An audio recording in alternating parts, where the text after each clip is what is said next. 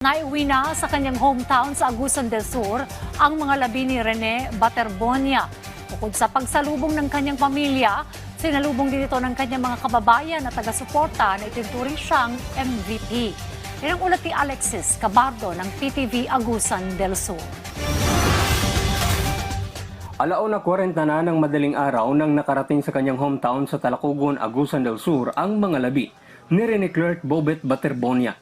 Umabot ng halos 16 na oras ang biyahe ng kanyang funeral convoy mula Davao City dahil sa stopover sa Panabo City para i-retouch ang labi at sa dami ng mga taong nag-abang sa kanya sa gilid ng daan sa bawat bayan at lungsod na kanilang nadaanan. Gabi na nang makarating ang convoy sa area ng Agusan del Sur at kahit malalim na ang gabi, puno pa rin ng mga tao ang gilid ng Maharlika Highway sa probinsya. Maliban sa mga karatula, may hawak din na nakasinding kandila ang ibang nag-aabang sa pagdaan ng convoy.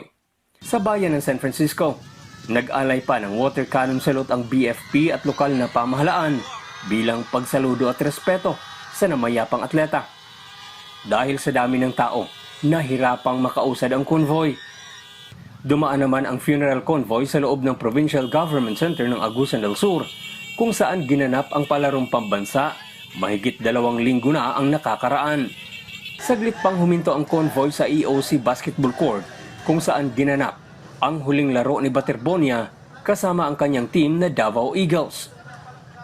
Nagpa-picture pa ang kanyang pamilya sa isang art na gawa ng Agusurnon artist na alay kay Baterbonia. Sa maikling mensahe ng ina ni Bobet na si Rovelyn, nagpasalamat ito sa lahat ng mga nagbigay ng suporta at nakiisa sa kanilang pagdadalamhati. Anya, nakakagaan ang loob na malaman na hindi lang mga malalapit na kaibigan, kakilala at pamilya ang nagbibigay ng suporta sa kanila, kundi buong bansa na. Pero karon Luzon, Visayas, Mindanao yun, nagduyog po sa amo ang kasubo, and then salamat, wala may ikasulti sa tanan, gikan dito sa Davao, ang to dire, na-appreciate na ko ang tanan, pagpangga sa mga tao, sa akong mga anak. Pagdating sa Talacogon, idiniretso na sa kanilang Municipal Evacuation Center ang mga labi ni Bobet para sa public viewing ng kanyang burol. May malalaking tarpaulin na nakatayo sa labas ng gym na may larawan ng batang basketballista.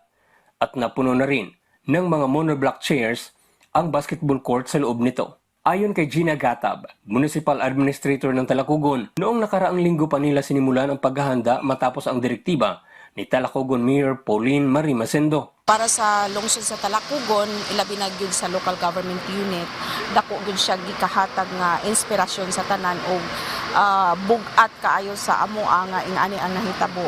Og dako gyud kaayo siya og kanang kalambigitan nga sa diin sa mga balabi na sa kabatan-unan nga nahimong inspirasyon ang iyang kinabuhi. Mao na siya nga gitagaan gyud namong dako bugat nga pagtagad ang kini siya nga pamilya og ilabi na gayud kang Bobet tungod kay naghatag pod siya og kanang honor sa munisipyo sa Talacogon. Samantala, habang nasa biyahe na ang convoy kahapon, sa kanilang maliit at simpleng tahanan naman, naghihintay na ang mga kaanak ni Bobet.